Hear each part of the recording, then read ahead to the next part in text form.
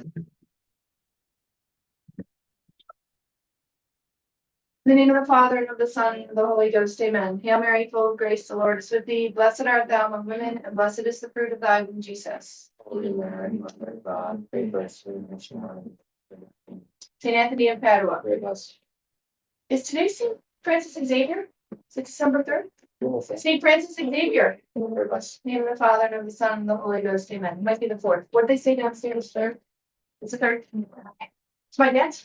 My dad, Francis, is named after Francis. I just want to talk for 1 minute about the schedule for the next 3 weeks. This week is First Friday, so there will be no classes on Friday. They can't hear us. They can hear us. No classes on Friday of this week, December 5th. Then next week is a normal full week. That's December 9th through the 13th. Then the following week, it's a 4-day week. So the 16th through the 19th, but there are no afternoon classes on the 19th, because we're having our Christmas party. You're all invited. And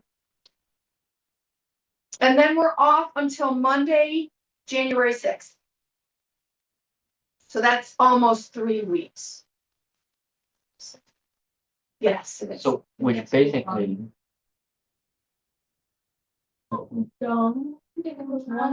I agree. I will petition for that, but generally speaking, it's hard if you don't have your Monday to introduce right now. Let me see. Let's see what I can do. so the Monday we came back is the first Monday, 2025, right? Yes. Okay. Okay, so to recap, this Friday is off. It's First Friday. Next week is a full week. The week after that, we end on Thursday, the 19th. And then you're off for Christmas until January 6th. Okay, all my Zoomers, it's in the calendar that your parents have, but just for your future planning. We will have a church history test before Christmas, probably the Monday, or it depends on how far we get. Probably the Monday of that 3rd week, so December 16th, probably. We also will be finishing Don Quixote and writing the paper, which really you could be sort of starting now. Whether you're doing the 3 Sallys or Truth and Justice, you could be working up an outline now. That will be due. I'm gonna make it due before Christmas break. If you have a compelling reason to not do it before Christmas break, you can come talk to me privately, but let's get it done. And then there's no homework whatsoever except your spiritual reading. No homework whatsoever for the entire Christmas break. Let's just have a true, honest break with no work. Everyone's nodding. Good. Excellent. So Which paper are we? we're on page 724. Now it's getting a teensy bit confusing again. But we have this, we think it's a put on, but it's a device. Cervantes does nothing by accident or just to fool around. We have this afflicted one, help me, who is a waiting woman to some foreign land queen who was in charge of the beautiful 14-year-old daughter. But the waiting woman, afflicted one, was deceived by Clavelino. Clavelino wanted the 14-year-old beauty, and he talked the waiting woman into, she's like the gate, right? He charmed her, this afflicted one, into allowing him access to this 14-year-old beauty because they were going to get married. What's this? Oh, so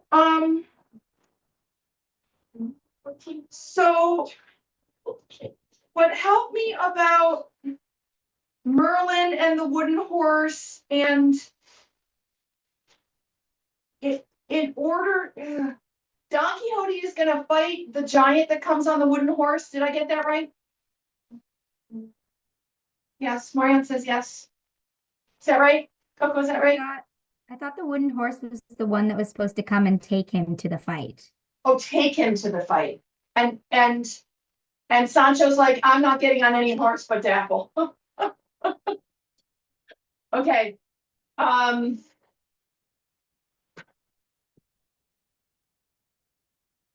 we're gonna fight the giant, but is that's for Dulcinea, for the disenchanting of Dulcinea? Or that's to help the waiting woman? This is what I'm getting. Does anybody know? Let's see. Anya, are you in a position to read? We're at the top of 724. I told you to finish the chapter. Tell me what happened to the chapter. Who agrees to go where? Agrees. First Sancho didn't want to, but he wanted to stay, like he was living, and then eventually stayed up.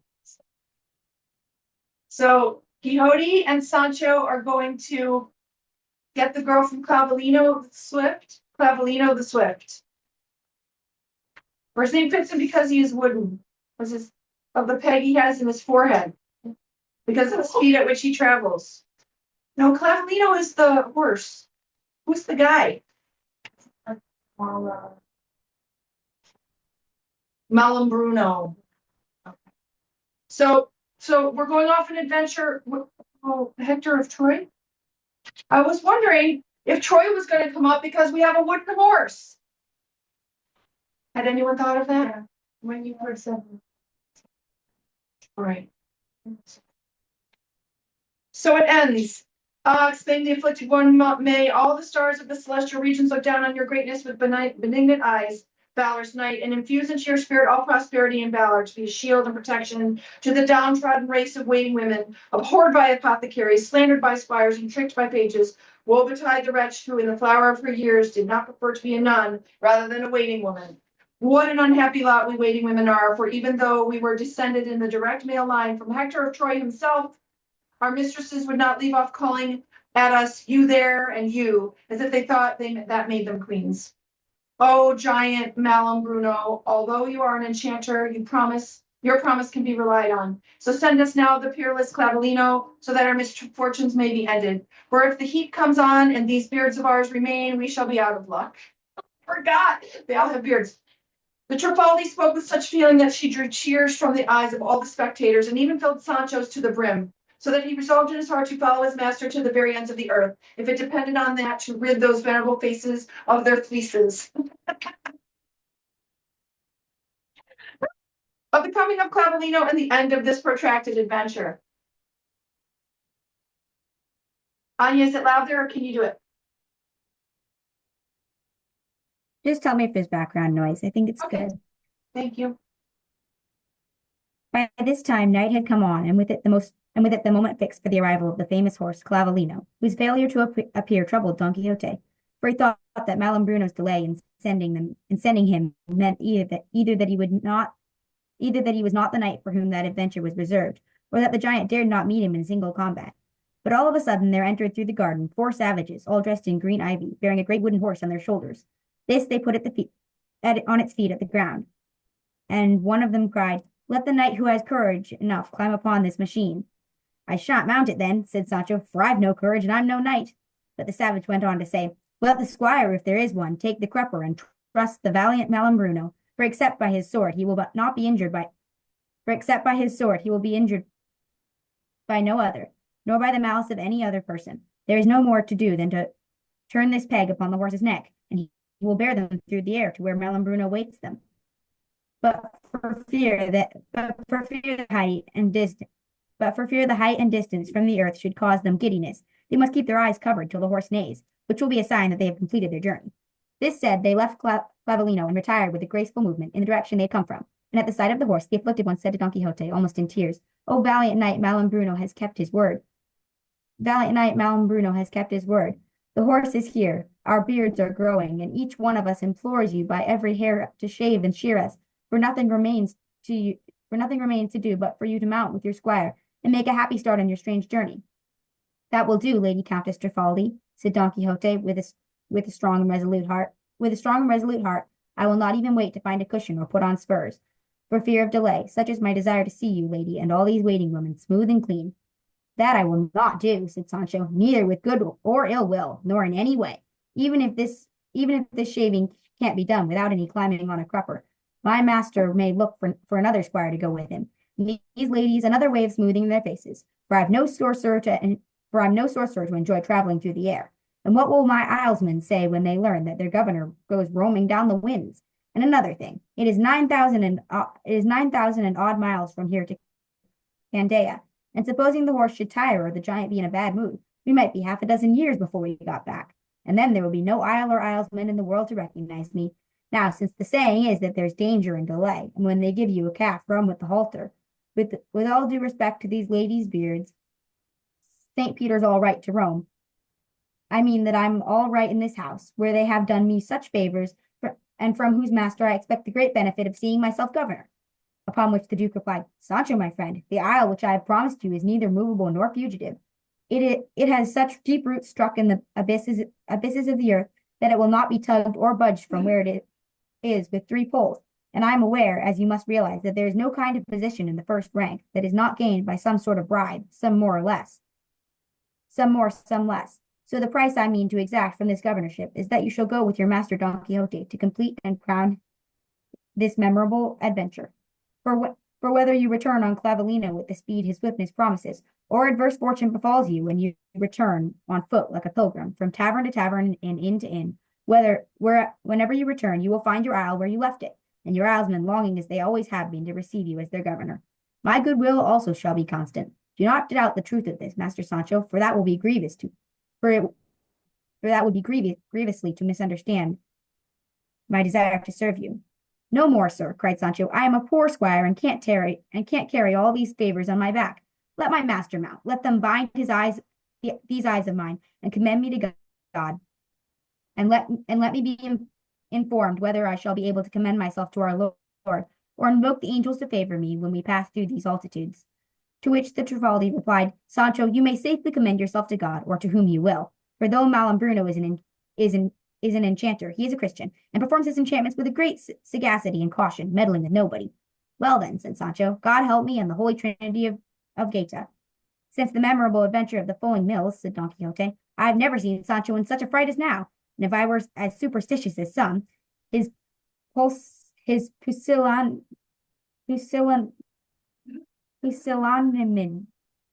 don't know how you say that, which caused me some tremors of heart. But come here, Sancho, for with these gentlemen's permission, I should like to say a word or two to you in private. Then, leading Sancho among some of the garden trees and grasping him by both hands, he said, Now you see, Sancho, what a long journey awaits us, and God knows when we shall return, or what opportunities or leisure our business will afford us. Therefore, I would have you now retire to your room, as if you were going to look for something needed for the journey, and give yourself in a brace of shakes, say 500 on account of 3,000 and 300 lashes promised. They will stand to your credit, and the thing will begin, for a thing well begun is half done. By God, said Sancho, but your worship must be out of your wits. You must just as well say, you see me in difficulties and ask me for a maidenhead.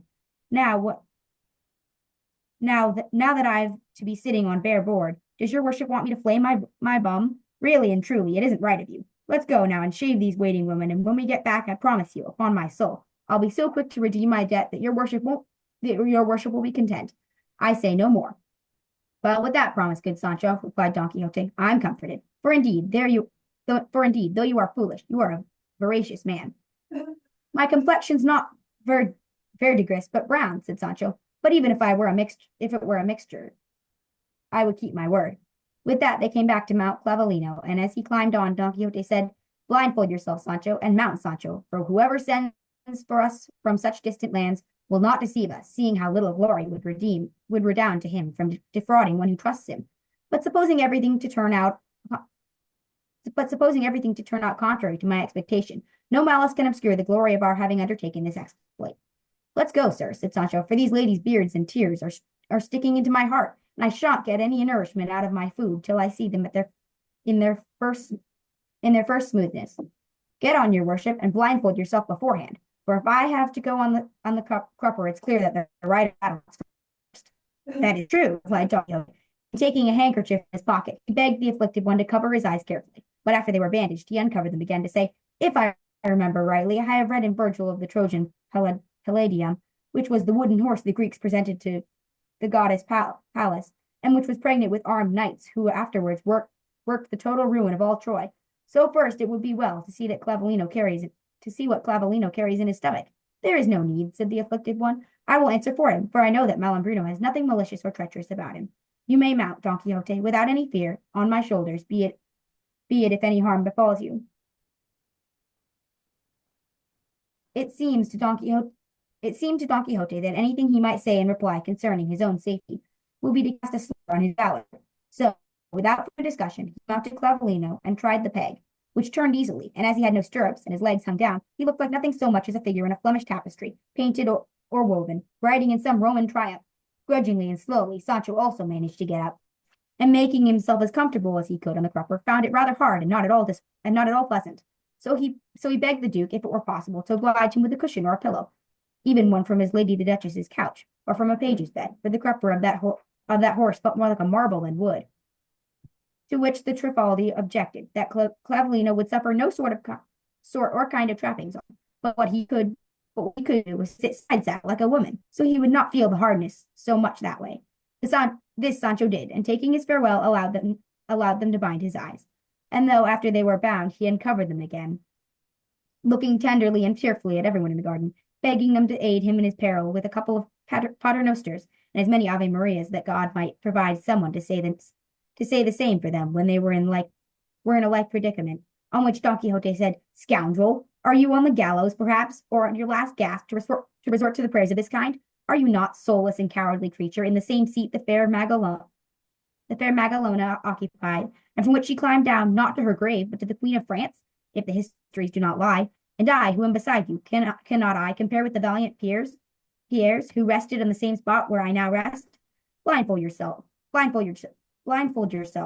you spiritless beast, and do not let the fear which possesses you issue from your mouth, at least not in my presence." "Let them blindfold me," replied Sancho, "but since they won't let me commend myself to be commended to God, is it surprising that I'm afraid there may be some region of devils hereabouts who will bear us off to Paralvillo?" They were now blindfolded, and Don Quixote, feeling that all was in order, touched the peg, and no sooner did he set his fingers on it, that the waiting women, everyone else present, raised their voices and cried, "God guide you, valorous knight! God be with you, dauntless squire! Now you are in the air, already cleaving it more swiftly than an arrow. Now you are beginning to mount and soar to the astonished of all of us below. Hold on, valorous Sancho, you are swaying. Be careful not to tumble, for your fall would be worse than that rash youth's who sought to drive the chariot of his father the sun." Sancho heard their shouts, and pressing closer to his master, with his arms around him, asked, "Sir, how can they say we are flying so high when their voices reach us here, and they seem to be speaking just beside us?" "Pay no attention to that, Sancho, for as these matters of flights are out of the ordinary course of things, you will see and hear what you please 1,000 miles away. And do not press me so tight, or you will upset me. Indeed, I do not know what is troubling and frightening. I dare swear that never in all days of my life have I ridden an easier paced mount. We seem to not be moving from one spot. Banish fear, my friend, for really this business is going as it should, and we have the wind astern." "That's true enough," replied Sancho. On this side, there's such a breeze striking me that it might be 1,000 bellows blowing." And Sancho was right, for they were giving him air from several large bellows. Indeed, so well had the Duke and the Duchess and their steward planned the adventure that no detail was lacking to make it perfect. And when he felt the wind blow on him, Don Quixote said, "There can be no doubt, Sancho, that when we have come to the second region of the air, where the hail and snow are born, thunder, lightning, and thunderbolts are engendered in the third region. If we go on climbing at this rate, we shall soon strike the region of fire. I do not know how to manage this peg so as not to mount so high that we shall scorch." Here, with some pieces of tow hanging from a stick and easily lit and quenched, they warmed the riders' faces from the distance. At which Sancho, who felt the heat, exclaimed, "May I die if we're not in the fiery place already, or very near it, for a great piece of my beard has been singed. Oh, sir, I'm for taking off the bandage and seeing where we are." "Do no such thing," replied Don Quixote. "Remember the true story of Dr. Torralva, whom the devils took flying through the air, riding on a broomstick, with his eyes shut. In 12 hours he reached Rome and got down at the Tor di Nona, which is a street in the city, and saw all the turmoil and the attack of the death of Bourbon, and by morning he was back in Madrid, where he gave an account of all he had seen. He also said that as he was going through the air, the devil bade him open his eyes, which he did, and found himself, it seemed to him, so near the body of the moon that he could have taken hold of it with his hands, and he dared not look down to the earth for fear of turning giddy. So, Sancho, there was no need for us to unbind our eyes, for he in whose charge we are will take care of us. Now perhaps we are fetching round and climbing so that we can swoop down in the kingdom of Candea, like a hawk or a falcon or a heron, to seize it better for the better for mounting. And although it seems to us not half an hour since we left the garden, believe me, we must have gone a long way. I know nothing about that, answered Sancho Panza. I can only say that if the lady Mangalanes or Mangola or Magalona was happy on this crupper, her flesh couldn't have been very tender. All this conversation between the two heroes was overheard by the Duke, the Duchess, and those in the garden, and gave them extraordinary delight. But desiring to bring this strange and well-contrived adventure to an end, they set light to Clavelino's tail with some tow, and suddenly the horse, which was stuffed with crackers, flew into the air with a tremendous bang, and threw Don Quixote and Sancho to the ground, half scorched. By this time the whole troop of bearded waiting women had disappeared from the garden, the Trifaldi and all, and those who remained lay stretched on the earth as if in a faint. Don Quixote and Sancho rose up in a sorry state, and looking in all directions were surprised to find themselves in the same garden they had started from, and to see such a number of people lying on the ground. But their wonder grew greater when they saw a tall lance planted in one corner of the garden, and hanging from it by two green silk cords, a smooth white parchment on which was written in large golden letters, "By the mere attempting of it, the illustrious Don Quixote de la Mancha has finished and achieved the adventure of the Countess Trifaldi, otherwise called the afflicted waiting woman. Malambruno is completely content and satisfied. The chins of the waiting women are now smooth and clean, and their Majesties Don Clavijo and Antonomazia are in their pristine state. Now, once the squirely whipping is completed, the white dove will be freed from the pestiferous goshawks who pursue her, and in the arms of her loving mate, for so it is ordained by the sage Merlin, proto-enchanter of enchanters." When Don Quixote read the letters on the parchment, he clearly understood that they referred to Dulcinea's disenchantment, and giving deep thanks to heaven for the achievement of so great a deed with so little peril, and for restoring to their former bloom the faces of the venerable waiting women, who were now nowhere to be seen, he approached the Duke and Duchess, who had not yet come to their senses, and grasping the Duke by the hand, said to him, "Well, my good lord, courage, courage, it is all nothing. The adventure is achieved, with no harm to anyone, as the words on that parchment clearly show." The Duke came to himself gradually, like someone waking from a heavy sleep, and so did the Duchess and all the others who were lying about the garden, with such sighs of wonder and alarm as almost to convince one that they had learned so well to act in jest had happened. Almost to convince one that what they had learned so well to act in jest had happened in earnest. The Duke read the scroll with his eyes half closed, and then went with open arms to embrace Don Quixote, telling him that he was the bravest knight ever seen in any age. And meanwhile Sancho went to look for the afflicted one, to see what her face was like without her beard, and whether she was as beautiful without it as her brave appearance had promised. But they told him that as soon as Clavelino had come down burning through the air and struck the ground, the whole troop of waiting women and the Trifaldi with them had disappeared, and they had gone shaved clean and without their bristles. And the Duchess asked Sancho how he had fared in that long journey, and he replied, "I felt, lady, that we were going, as my master said, flying through the region of fire. I wanted to uncover my eyes of it, but when I asked my master's leave to take off the bandage, he wouldn't allow me.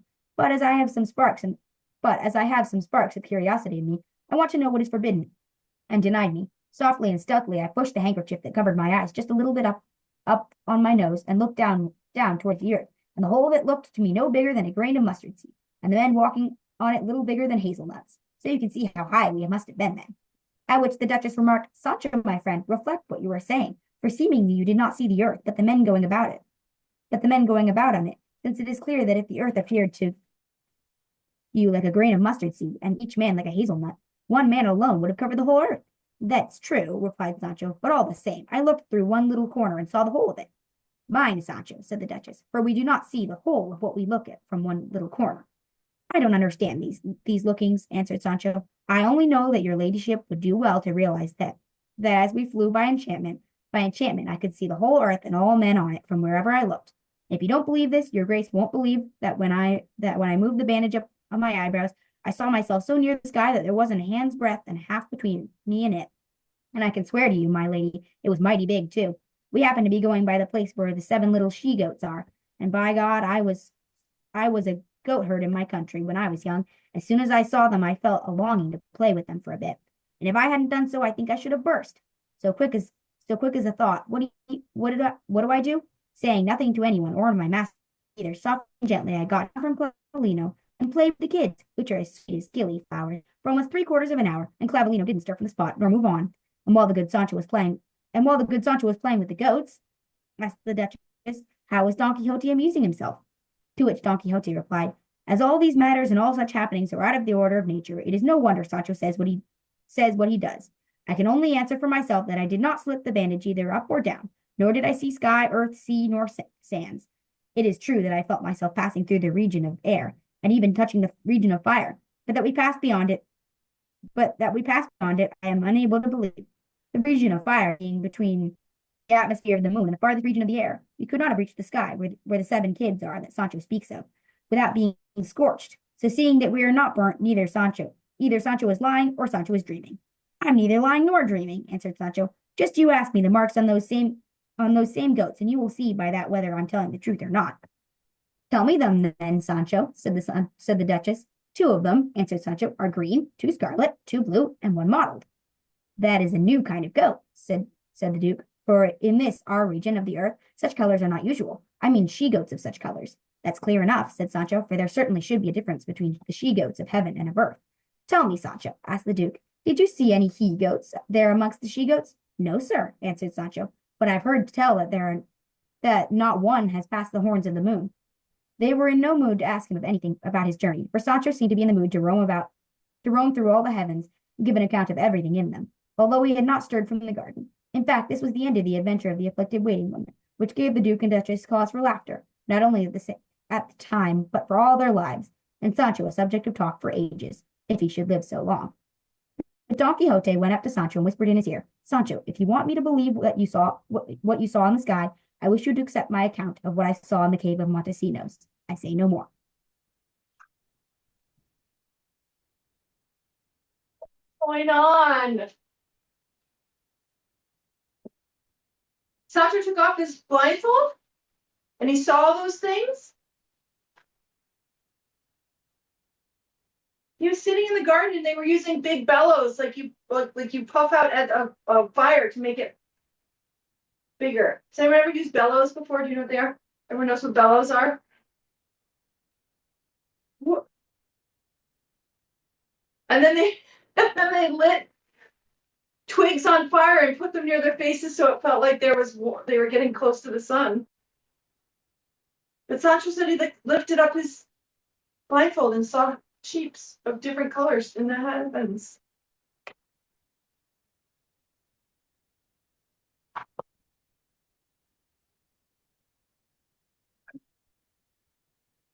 What? Okay. Good reading, Anya. Thank you. Mary, are you up for the next chapter?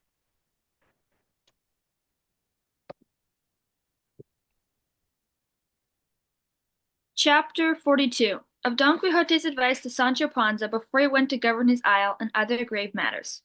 The Duke and Duchess were so delighted with the entertaining results of the adventure of the afflicted one that they decided to carry on with their jests, seeing how apt a subject they had to take them in earnest. So having outlined the plot and given their servants and tenants instructions how they were to act toward Sancho in the matter of the governorship of the promised isle, the day after Clavelino's flight, the Duke told Sancho to prepare and put himself in readiness to go and be the governor, for his islemen were longing for him as for water in May. Sancho made his bow and said, ever since my journey through the sky, when from its lofty heights I gazed on the earth and saw it so small, my very great desire to be a governor has partly cooled. For what greatness is there in governing a mustard seed? Or what dignity or power in commanding 6 men the size of hazelnuts? For as far as I could see, there were no more on the whole earth. If your lordship would be so kind as to give me ever so small a bit of the sky, even a mile would do, and I would rather have it than the best isle in the world. See here, friend Sancho, answered the Duke, I cannot give anyone a portion of the sky, not even so much as a fingernail of it, for such favors and rewards are in God's hands alone. What I can give you, and will, and that is an isle. Right and straight, round and well proportioned, exceedingly fertile and fruitful, and there, if you know how to manage things, from the riches of the earth you can gain the riches of heaven. Well now, replied Sancho, Let the isle come, for I'll try to be such a governor that I'll get to heaven despite all my rogues. And it's not out of greed and I want to leave my poor huts and rise to greater things, from my desire to find out what it tastes like to be a governor. If once you try it, Sancho, said the Duke, you will take to governing like a duck to water, for it is the sweetest thing to give orders and be obeyed. I am pretty sure that when your master comes to be an emperor, which no doubt he will, by the way his affairs are going, they will not tear his office away from him at their pleasure, and he will be vexed and grieved from the bottom of his heart for the time lost before he became one. Sir, replied Sancho, it's a good thing to command, I imagine, even if it's only a herd of cattle. Let me be buried alongside you, Sancho, said the Duke. You know everything, and I expect you'll be just such a governor as your wisdom promises. But here let it rest.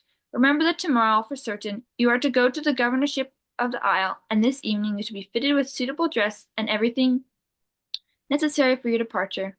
Let them dress me as they will, said Sancho, for whatever way I go dressed, I shall be Sancho Panza. That is true, said the Duke, but clothes have to suit the office or dignity occupied. It would not be right for a lawyer to go dressed as like a soldier, nor a soldier like a priest. You will go, Sancho, dressed as part lawyer, part captain, because in an isle I am giving you arms are as necessary as learning, and learning as arms. Learning, answered Sancho, I have little of that, for I don't even know my ABC, though I've got the big Christ cross in my memory, and that's enough to make me a good governor. With a memory like his, said the Duke, Sancho cannot go wrong. At this moment Don Quixote came up, and when he learned what was happening and how soon Sancho was to leave for his governorship, with the Duke's permission he took his squire by the hand and led him to his apartment to give him advice as to his behavior in office. Then having entered he shut the door after him, and almost forcing Sancho to sit down beside him, addressed him with great deliberation. I give infinite thanks to heaven, Sancho, my friend, that first and foremost, before I strike any good luck myself, prosperity has come out to meet and receive you. I, who have staked the payment for your services on my own success, find myself at the beginning of my advancement, while you find yourself rewarded with your heart's desire before your time, and contrary to all reasonable expectations. Some bribe, importune, solicit, rise early, entreat, pester, and yet fail to achieve their aims. Then there comes another, and without knowing how or why, he finds himself with the place and office which many others have sought for. Here the proverb comes in pat, that there is good and bad luck in petitionings. You are, in my opinion, most certainly a dullard. Yet without rising early or working late, or putting yourself to great pains, with only the breath of knight-errantry which has touched you, you find yourself, without more ado, governor of an isle, and if that was nothing, were nothing. I say all this, Sancho, so that you shall not attribute this favor to your own merits, but shall give thanks to God who disposes things so kindly, and afterwards to the greatness implicit in the profession of knight-errantry. With your heart disposed to believe my words, be tempted, my son, to this your Cato, who will advise you and be the pole star and guide to direct you and bring you to a safe port, out of this stormy sea in which you are likely to drown. For offices in great places are nothing but a deep gulf of confusion. Okay, Firstly, hold on. my son, you Hold on, just 1 second. Is there truth in what Don Quixote just said to him? You didn't really do much, and here you are, and the one thing you wanted was to govern an island, and here you are, and you've got it. There are other people who bribe and deceive and all that, trying to get what you have been handed. True? Does he deserve it?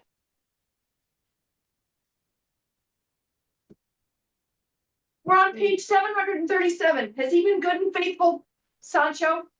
Yeah. Even though he's silly, Yeah. even though he doesn't do things perfectly, but he's done what he needed to do. Right? Just little bit by little bit by little bit. It wasn't sexy, but he got it done. Right? So, how did it happen? How did it happen? Providence.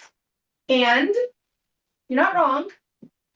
Providence, because the Duke and Duchess seem like it's part of their humoring that they're giving it to him, right? But he is in fact getting it. How did he get to this point?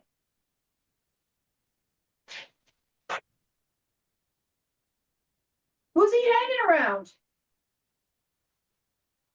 Don Quixote.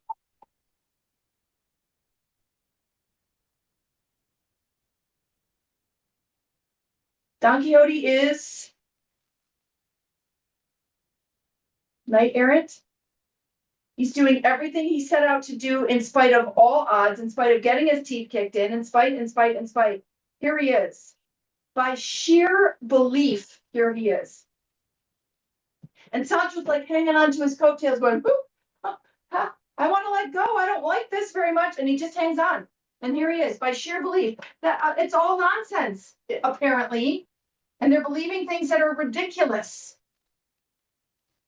But we're on page 737 and Sancho got his isle. Did you believe it was going to happen? Yeah. Who gets handed the governorship of an isle? It's so impossible. Well, impossible things happen all the time, so When you don't lose faith. respect them. Have faith. Continue. Firstly, my son, you must fear God, for in fearing him is wisdom, and being wise, you can make no mistake. Secondly, you must consider what you are, seeking to know yourself, which is the most difficult task conceivable. From self-knowledge, you will learn not to puff yourself up like the frog who wanted to be as big as an ox. If you achieve this, the memory that you kept hogs in your own country will come to be like the peacock's ugly feet to the tail of your falling. True enough, answered Sancho, but that was when I was a boy. Afterwards, when I was more of a man, it was geese I kept, not hogs. But this doesn't seem to me to the point, for not all governors come from royal stock. True, replied Don Quixote, and therefore those who are not of noble origin must accompany the gravity of the office they exercise with the mild suavity which, guided by prudence, may save them from malicious slanderers, from whom no station is free. Rejoice, Sancho, in the humbleness of your lineage, and do not think it is a disgrace to say you come of peasants. For seeing that you are not ashamed, no one will attempt to shame you. Consider it more meritorious to be virtuous and poor than noble and a sinner. Innumerable men there are, born of low stock, who have mounted to the highest dignities, pontifical and imperial, and of this truth I could weary you with examples. Remember, Sancho, that if you take virtue for your might and for your means, and pride yourself on performing virtuous deeds, you will have no reason to envy those who were born princes and lords. For blood is inherited, but virtue acquired, and virtue has intrinsic worth which blood has not. This being so, if any of your relations should chance to come and visit you when you are in your isle, do not reject them or insult them. On the contrary, you must receive them, make much of them, and entertain them. In that way you will please God, who would have no one to stain his creation. What is more, you will be complying with your duty to the order of nature. If you should take your wife with you, for it is not right that those engaged in government should be for long without wives of their own, instruct her, indoctrinate her, and pare her of her native rudeness. For often everything a wise governor gains is lost and wasted by an ill-mannered and foolish wife. If you should chance to be widowed, a thing which may happen, and wish to make a better match to suit your office, do not choose a wife to serve you as a bait and fishing rod and take bribes in her hood. For I tell you truly that whatever a judge's wife receives her husband will have to account for at the last judgment, where he will have to pay fourfold in death for the statutes of which he has taken no account in his lifetime. Never be guided by arbitrary law, which has generally great influence with the ignorant who set up to be clever. Let the poor man's tears find more compassion in you, but not more justice than the pleadings of the rich. Try to discover the truth behind the rich man's promises and gifts, as well as behind the poor man's sobbings and importunities. Where equity may justly temper the rigor of the law, do not pile the whole force of it onto the delinquent, for the rigorous judge has no higher reputation than the merciful. If you should chance to bend the rod of justice, do not let it be with the weight of a bribe, but with that of pity. When you happen to judge the case of some enemy of yours, turn your mind away from your injury and apply it to the truth of the case. Do not let personal passions blind you in another's case, for most of the errors you will make will be irremediable, and you should find a remedy.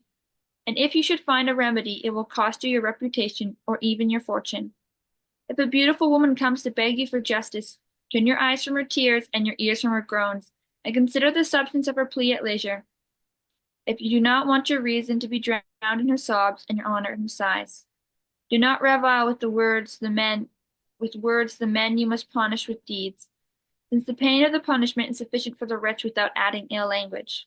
Consider the culprit who comes before you for judgment as a wretched man, subject to the conditions of our depraved nature, and so far as in you lies, without injury to the contrary party, show yourself pitiful and lenient. For though all godlike attributes are equal, mercy is more precious and resplendent in our sight than justice. If you follow these precepts and rules, Sancho, your days will be long, your fame eternal, your rewards abundant, your happiness indescribable. You will marry your children as you wish to. They and your grandchildren will have titles. You will live in peace and goodwill among men, and in your life's last stages you will arrive at the hour of death in a mild and ripe old age, and the tender and delicate hands of your great-grandchildren will close your eyes. The instructions I have so far given you are for the embellishment of your soul. Listen now to some which will serve you for the adornment of your body. Wow. What'd you think of that guidance? First, you must fear God. Second, seek to know yourself. Third, take virtue for your means. Fourth, be careful even with your own family. Wow. And when it comes to judging, here, anyone who's writing the truth and justice, we just learned that in the end, God loves mercy and justice, but what does he love more?